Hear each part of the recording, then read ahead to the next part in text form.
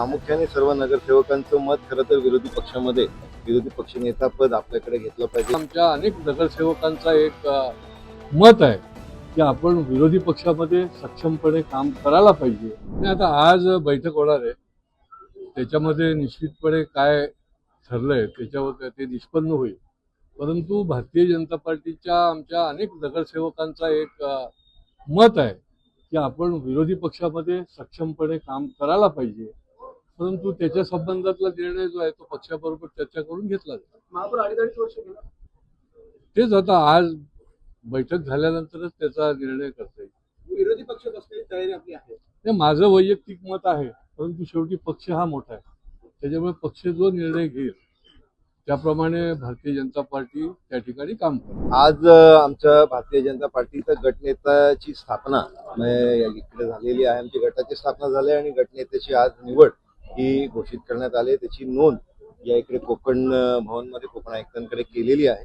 याच्यामध्ये पुढच्या ज्या घडामोडी आहेत, ज्या महानगरपालिकेमध्ये कुठल्या पदावर काय असलं पाहिजे याच्या संदर्भातली भूमिका ही नजीकच्या काळामध्येच पक्ष म्हणून आम्ही सगळेजण मिळून घेणार। याच्या संदर्भातली आज बैठकही आहे, दोन्ही पक्षांमध्ये चर्चा होईल आणि प्रामुख्याने सर्व नगरसेवकांचं मत खरं तर विरोधी पक्षामध्ये विरोधी पक्षनेता पद आपल्याकडे घेतलं पाहिजे या भूमिकेचं आहे।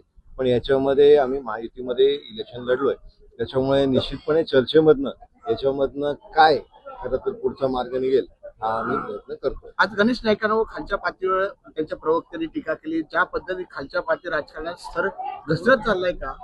मी खरं तर या पातळीची टीका टिप्पणी कोणी करणं हे योग्य नाही। मी भारतीय जनता पार्टीचा प्रवक्ता म्हणून अनेकदा चॅनल्सवरती जात असतो, पण याच्यामध्ये आपण कुठली पातळी ठेवली पाहिजे आणि कुठल्या स्तरावरती आपण उतरलं पाहिजे याच्यावरनं लोक खरं तर आपली आणि आपल्या पक्षाचं आकलन करत असतात। त्याच्यामुळे ज्यावेळेस आपण कुठेही वक्तव्य करतो त्यावेळेस ती पक्षाची भूमिका मांडत असतो।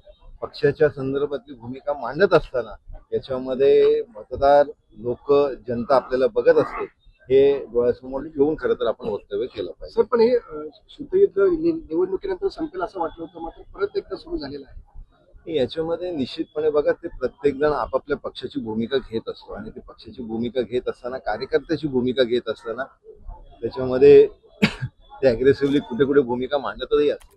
पण याच्यामध्ये निश्चितपणे आमचे राज्याचे नेते सक्षम आहेत। माननीय फडणवीस साहेबांच्या नेतृत्वामध्ये राज्य सरकार काम करते। सगळेच नेते एकत्र कॅबिनेटमध्ये सर्व राज्याच्या हिताचे निर्णय घेत असतात आणि त्याच्यामुळे या सगळ्या गोष्टींवरती योग्य त्या वेळेस त्यांच्या माध्यमाने मार्ग निघून जाईल। सर तुम्ही निवडणूक प्रभारी देखील आहात, तुम्ही ज्या पद्धतीने मागणी करणार का? कारण शिंदे वडवली भाजप वाढली अशा पद्धतीचं बाणव संपूर्ण शहराला लावण्यात आलं होते, त्यामुळे कुठली खाते महत्वाची जी आहे ती भाजप या ठिकाणी मागणी करणार आहे वरिष्ठांकडे? याच्यामध्ये आता एकत्रित चर्चा निश्चितपणे होईल। याच्यामध्ये जे आम्ही आमच्या निर्धारनाम्यामध्ये लोकांसमोर मतदारांसमोर जो एक ब्लूप्रिंट ठेवलेला आहे, त्याचबरोबर आज राज्यामध्ये मोठ्या प्रमाणात विकास होतोय, तो विकास ठाण्यातही झाला पाहिजे हे निश्चितपणे मतदारांची अपेक्षा आहे आणि त्याच्यामुळे महानगरपालिकेमधलं प्रमुख पद हे भारतीय जनता पार्टीकडे असणं गरजेचं आहे, जेणेकरून आम्ही जो अजेंडा डोळ्यासमोर लोकांच्या ठेवलेला आहे तो आम्हाला पुरा करता येईल। 2.5 वर्ष सर मागणी नाही, याच्यामध्ये आमची मागणी फार स्पष्ट आहे की जो कोण त्या प्रमुख पदावर बसेल त्याला त्या पदाला न्याय देण्यासाठी 2 ते 2.5 वर्ष कार्यकाळ असणं गरजेचं आहे। 1 वर्षामध्ये त्याला त्या पदाला न्याय देता येणार नाही, त्याच्यामुळे त्या प्रमुख पदावरती जो कोण व्यक्ती असेल त्याला 2 ते 2.5 वर्षाचा कार्यकाळ हा निश्चितपणे भेटला पाहिजे। 2.5 वर्ष महापौर आपण मागणार आहोत। मी तुम्हाला मगाशी सांगितल्याप्रमाणे की जो कोण व्यक्ती त्या पदावर असेल त्याला 2 ते 2.5 वर्षाचा कार्यकाळ असणं हे अपेक्षित आहे। सर गटनेता कोणी नाही?